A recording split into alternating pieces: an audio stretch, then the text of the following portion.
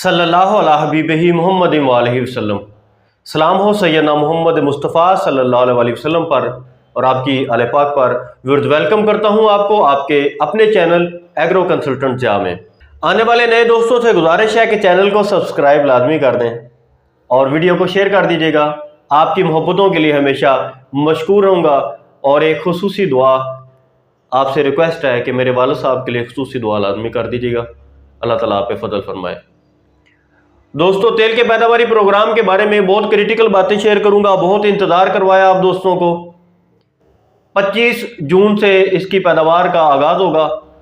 बहुत सारे दोस्तों को हमने पैदावारी प्रोग्राम पहले फराहम नहीं किया। इसकी वजह यह है कि इसका पैदावारी प्रोग्राम 25 जून से शुरू होगा। आज ऐसी क्रिटिकल बातें आपको बताऊंगा जो इंशाल्लाह आपके लिए मुफीद साबित होंगी। ज़मीन कैसी होगी, बीज की ज़हरपाशी कैसे करनी है, टेम्परेचर कैसा चाहिए, इसको 25 जून को काश्त करने के लिए हमने इतनी ज़िद क्यों की, इसकी वजह क्या है। वैरायटीज़ के बारे में बात करूंगा। TH6 के बारे में आप दोस्त जानते हैं। TH3 की बात की थी, TH5 की बात की थी, तेल 18 की बात की थी। नायाब से हमने 2 वैरायटीज आपके लिए प्रपोज की थी। एक पर्ल थी और एक मिलेनियम थी। पर्ल और मिलेनियम। इसके अलावा NARC इस्लामाबाद के प्लेटफॉर्म से जो अलाइड अदारे हैं उन्होंने भी कुछ वैरायटीज दी हैं। उनमें जोही 1 है, बड़ी कामयाब है। सांगड़ 1 है। इसी तरह रत्तू डेरो 1 है और रत्तू डेरो 2 है। अकसाम के बाद आ जाता है कि बजाई का टाइम।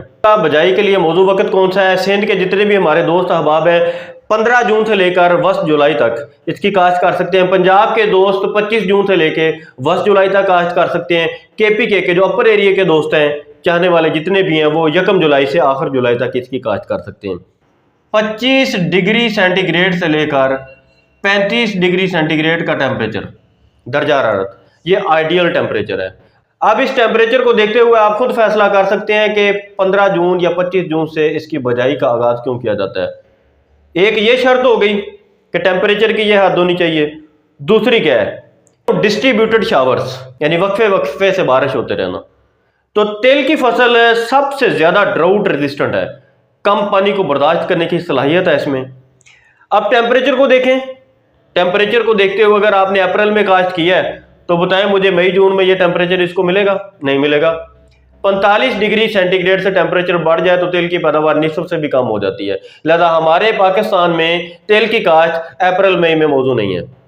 एक चीज क्लियर होगी, 25 या 15 जून के बाद इसकी काश्त का आइडियल टाइम है। और डिस्ट्रीब्यूटेड शावर जिसे चाहिए, बारिश के जितने भी इसको वक्फे वक्फे तो बारिश मिलेगी, वो इसके लिए मौजूद है। बरसात का मौसम तेल की पैदावार के लिए मौजूद तरीन वक्त बनता है, टेम्परेचर के लिहाज से भी और बारिश के लिहाज से भी। जमीन इसके लिए कैसी चाहिए? सैंडी लोम साइल, सैंडी लोम, रेतले नेचर की, रेतली फितरत की जमीन, सैंडी लोम साइल।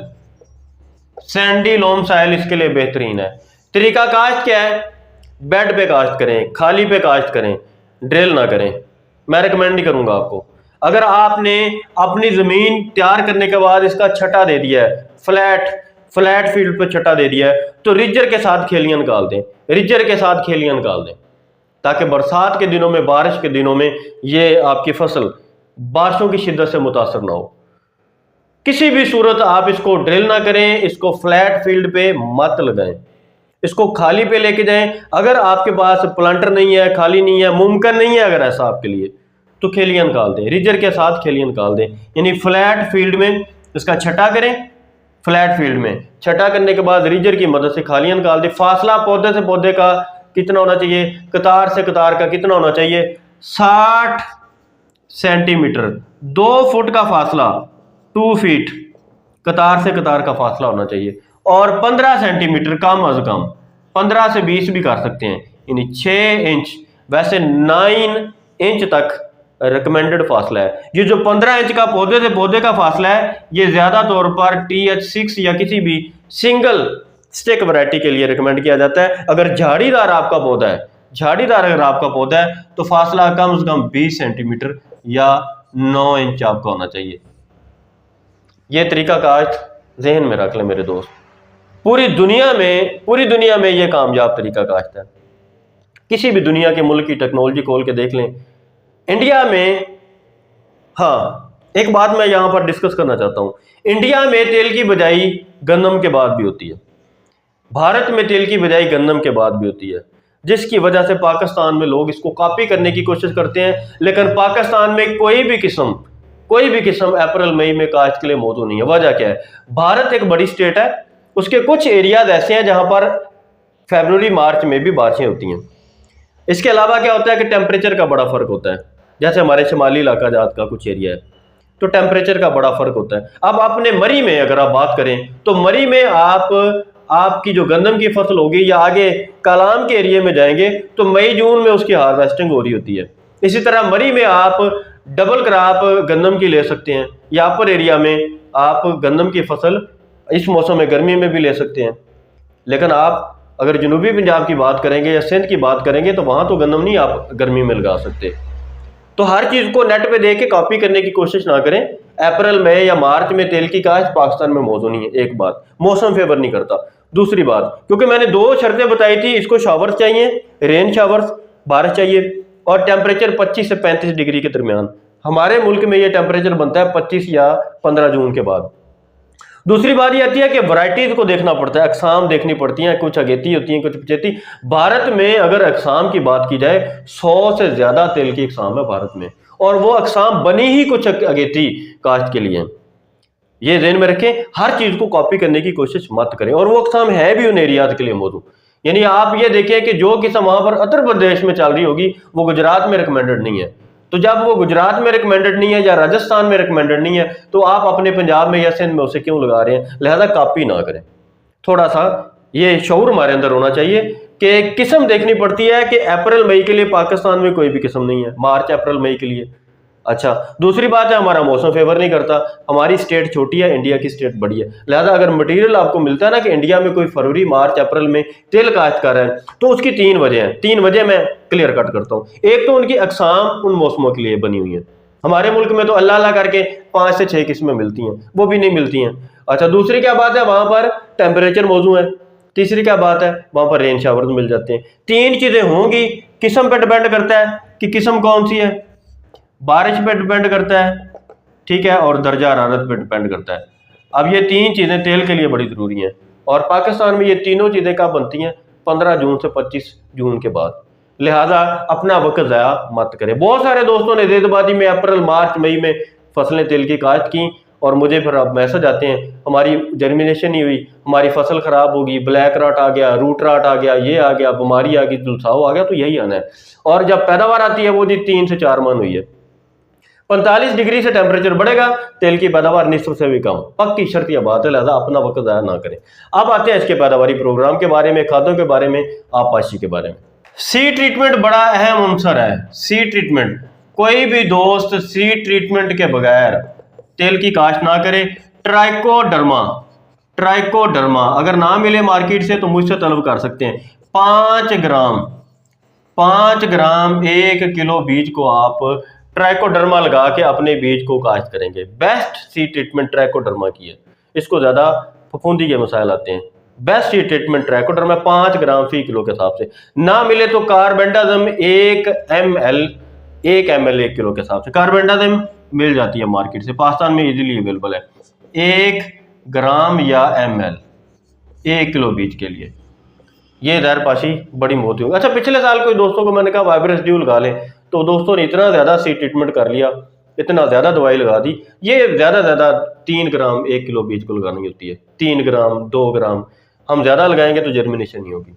तेल की फसल बारिश को बड़ा पसंद करती है, ड्राउट रेजिस्टेंट है, सोखा बर्दाश्त कर लेती है। इरिगेशन इसकी कैसी है? 4 मरले ऐसे हैं कि जिन पे से अगर पानी मिल जाए ना तो बल्ले बल्ले, समझे कि फिर आपकी तोक़ों से ज़्यादा पैदावार। और अगर उन 4 मरलों पे पानी या बारिश ना मिली तो पैदावार समझे कि नीचे होती शुरू हो जाएगी। 4 मरले कौन से हैं? फर्स्ट इरिगेशन, ये मैं क्रिटिकल स्टेज बताने लगा हूँ। पहली आबपाशी आपने करनी है 4 से 5 पत्ते के मरले पर। यह एक इसका क्रिटिकल स्टेज है। इस स्टेज पर अगर इसे पानी देना, पहले भी नहीं देना, बाद में भी नहीं देना। फ्लावरिंग, फूल जब आ जाएगा, फूल निकलना जब शुरू हो जाएगा, ये तकरीबन 10 दिन का टाइम होता है फूल निकलने का। फूल निकलते वक्त आपने दूसरी इरिगेशन करनी है, सेकंड इरिगेशन। थर्ड इरिगेशन आपने कब करनी है? कैप्सूल, जब फली बनना शुरू हो जाएगी। और चौथी इरिगेशन कब करनी है आपने? जब बीज बनना शुरू हो जाएगा, फली के अंदर जब बीज बनना शुरू हो जाएगा। इसके बाद फिफ्थ इरिगेशन रिकमेंडेड है, जो अगर सूखा बर्दाश्त करे फसल तो 5वां पानी आप दे सकते हैं। इनमें से किसी भी मरले पर, ये बात गौरतलब है, रोक के बता रहा हूं, वरना सारी टेक्नोलॉजी बयान करने का कोई फायदा नहीं। बहुत गौरतलब बात है, ये बड़े क्रिटिकल मरहले मैंने बताए हैं। इन क्रिटिकल मरहलों पे से पानी चाहिए है, लेकिन अगर इस मरहले में से किसी एक मरहले पर बारिश हो जाती है तो फिर आपने पानी नहीं देना, इसे कम से कम पानी चाहिए होता है। अच्छा, आम इरिगेशन हम करते हैं 4 एकड़ इंच की। 4 एकड़ इंच की तेल की इरिगेशन पता कितनी है? 3 सेंटीमीटर। 3 सेंटीमीटर, 1 इंच कह लें या 1.5 इंच कह लें, कम पानी चाहिए होता है इसको। भर भर के खेत में अगर पानी देंगे तो बीमारियां आएंगी। ये बहुत क्रिटिकल बात बता रहा हूं आपको, वरना मेरी सारी बात का या मेरे पैदावारी प्रोग्राम के बयान करने का कोई मकसद नहीं है। ये बातें आपको कोई नहीं बताएगा। 4 एकड़ इंच की आम हम इरिगेशन करते हैं। तेल को चाहिए 1.5 एकड़ इंच की, चले 2 एकड़ इंच लगा दें।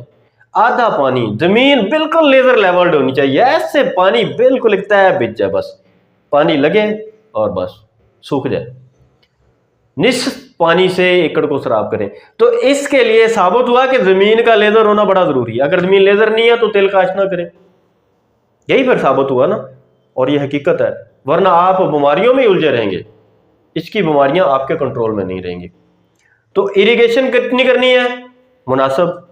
और अगर किसी भी मरहले पर, फॉर एग्जाम्पल फूल आने पर आपने पानी देना है, फूल आने पर बारिश हो गई है, पानी रोक दें बस। पहली इरिगेशन 4 से 5 पत्ते पे देनी है, बारिश हो गई है, पानी रोक दें बस। तीसरी इरिगेशन कैप्सूल पे बननी है, जब फली बनती है पॉड फॉर्मेशन पे, रोक दें। अगर बारिश हो गई है तो पानी ना दें। आगे बीज बनने पे पानी देना है, बारिश हो गई है तो आप बिल्कुल पानी ना दें। तो बरसात का तेल को बड़ा फायदा होता है। बरसात के दिनों में तेल क्या होता है? मौज करता है, वारे नहरे होते हैं इसके, शावर आते रहते हैं, रेन शावर।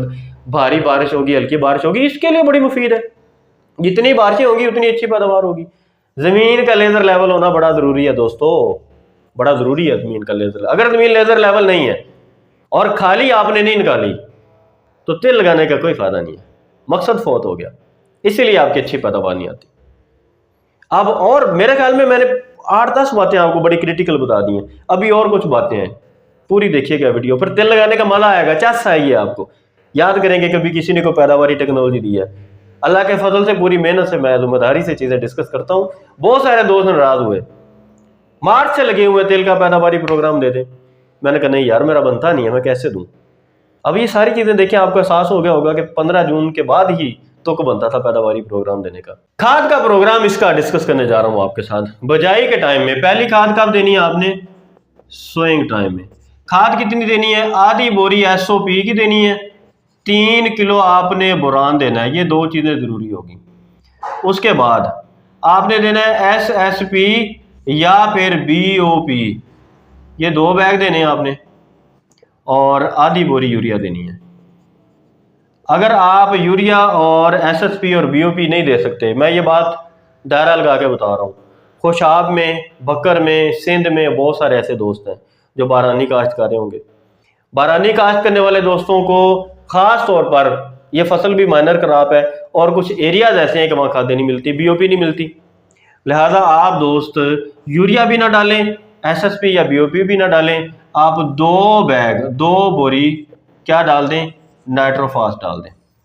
नाइट्रोफास के 2 बैग डाल दें। अब एक और भी अलमी आता है, वैसे मैं चीज़ें ये रिकमेंड तो नहीं करता, आपको पता है मैं DAP के बहुत खिलाफ हूँ, लेकिन ये फसल ऐसी है कि ये एक यतीम फसल है। ये इतने दूर दराज एरियाज में लगती है कि वहाँ पर खादें दस्तयाब नहीं होती, तो दोस्त यकीन जाने आजज आ जाते हैं, खादें नहीं मिलती। अब हम तो इधर कह देते हैं कि BOP SSP यूरिया कर लें, खादें मिलती नहीं है। अच्छा, नाइट्रोफास की बात की है, कभी ये भी नहीं मिलती। अगर ना ही मिले तो कुछ दोस्तों को आसानी से DAP मिल जाती है। मजबूरन ऐसे बैकवर्ड एरियाज के लिए जहाँ पर खादें दस्तयाब नहीं है, वहाँ पर 1.5 बैग DAP आप दे सकते हैं, क्योंकि बरानी एरिया में वो लोग रह रहे हैं। ये मैंने बात इसलिए किया कि मेरे एक दोस्त एक खुशाब के बेल्ट में है। अब उनके एरिया में बरानी उन्होंने 25 एकड़ तेल लगाना है, वहाँ खादें दस्तियाब नहीं है, उनके पास सिर्फ DAP अवेलेबल है। तो अब 25 एकड़ उन्होंने तेल काश्त करना है, तो मैं इस जिद पे रखूँ उन्हें कि नहीं आप BOP लगाएं, वो फिर तेल काश्त करने से रह जाएंगे। पूरे साल में एक ही फसल वो लगा सकते हैं, तेल ही लगा सकते हैं। बरसात से उन्होंने फ़ायदा उठाना होता है, बरानी फसलें हैं, पूरे एरिड जोन में खादें नहीं मिलती। अब रावलपिंडी, झेलम, चकवाल में BOP नाम की कोई चीज़ नहीं है, नाइट्रोफास नाम की कोई चीज़ नहीं है, यहाँ पर सिर्फ DAP और यूरिया मिलती है। लिहाजा बारानी बेल्ट के जो लोग हैं बहुत ही बैकवर्ड एरिया में, जहाँ डीलर की दुकानें नहीं है, खादों की दुकानें नहीं है, वो बेचारे मजबूर हैं। वो दोस्त 1.5 बैग DAP बिजाई में दे दें, SOP दे दें। 4 से 5 पत्ते पे जो आपने पानी देना है, इसमें 2 पैक आपने ट्राइकोडर्मा फ्लड करना है। ट्राइकोडर्मा फ्लड करना है, मिल जाएगा मेरे पास है, जिसको भी चाहिए होगा। एक पैक आपने राइजोफास का फ्लड करना है। राइजोफास खादों की 40% बचत, पैदावार 15% ज्यादा। पाकिस्तान में पहली बार कपास में मोटे और वजनी टींडे, चांदी जैसा रेशा, मकई में दानों से भरपूर छल्ली, मजबूत तना, ताकतवर जड़ें, मोटे और वजनी गन्ने, वजन में 2 गुना इजाफा, बागात में फल से लदे पौधे, रस से भरपूर फल, जायके में बेमिसाल, फसलों की झाड़ में इजाफा और जड़ों की नाकाबिले यकीन अफजाइश, ताकत से भरपूर, बैनुल अक़वामी तहकीक का शाहकार। राइजोफास पाकिस्तान भर के किसानों का अव्वलीन इंतखाब, इखराजात कम, पैदावार ज्यादा। ये आपकी 4 से 5 पत्ते के मरले पे जो आपने पानी देना है उसकी खाद है, ये उस पर इंशाल्लाह मज़े करवा देगी। नोड्यूल फार्मेशन बड़ी अच्छी होगी, भरपूर पैदावार लेने के लिए, बीमारियों से फसल बच जाएगी। ट्राइकोडर्मा देंगे, राइजोफास देंगे। तेल की पैदावार की बात करूं तो 25% तक आपको इजाफी पैदावार मिल जाएगी राइजोफास की मदद से। इसी मरले पर जब आपने 4 से 5 पत्ते की स्टेज पे पानी दे देना है तो यहाँ पर NKZ, हेडलैंड जिंक या लिबरल जिंक का स्प्रे करना है, किसी एक जिंक का। NKZ कर लें, हेडलैंड जिंक कर लें, लिबरल जिंक कर लें। NKZ अलबत्ता हमारे पास ही दस्तियाब है, हम ऑनलाइन आप लोगों को फराहम करते हैं। जब फूल बनने का मरला आएगा तो आधी बोरी यूरिया की देनी है, आधी बोरी यूरिया की देनी है फूल आने के मरले पे, और लिबरल TMX या मल्टी हेडलैंड का स्प्रे करना है। इन दोनों में से कोई एक। फूल आने पे आपने आधी बोरी यूरिया देनी है, हेडलैंड मल्टी का या लिबरल TMX का स्प्रे करना है। अब आ जाता है आखिरी क्रिटिकल मरहला कैप्सूल फॉर्मेशन का।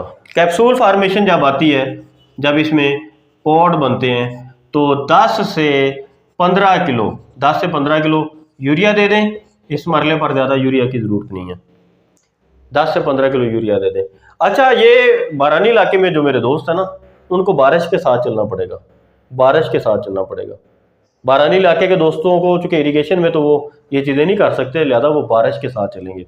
अगर राइजोफास या ट्राइकोडर्मा देना है, बारिश हो रही है, मिट्टी में मिला के छट्टा करवा दें, बारिश हो जाएगी, जड़ों तक चले जाएंगे। यूरिया देना है, बारिश हुई है यूरिया दे दें, अच्छा, यूरिया दे दिया आपने कैप्सूल फॉर्मेशन पे। उसके बाद आ जाता है बीज बनने का मरला। जब कैप्सूल के अंदर बनेगा, फोलियर ग्रेड पोटाश या NKZ में भी आपको पता पोटाश है, 1 किलो या आधा किलो। NKZ करेंगे तो आधा किलो, फोलियर पोटाश देंगे तो 1 किलो, ये आपने स्प्रे करना है। ये मुकम्मल पैदावारी प्रोग्राम, पैदावार अल्टीमेट लेवल पे आएगी। टेम्परेचर फेवर करने वाला होगा, बजाई का तरीकाकार बता दिया, खेलियों पे होगा, हर चीज़ आपको दिमाग बता दी है, वजह भी बता दी है। इसको छटा दे के छोड़ नहीं देना, खालियाँ लाजमी निकालनी है।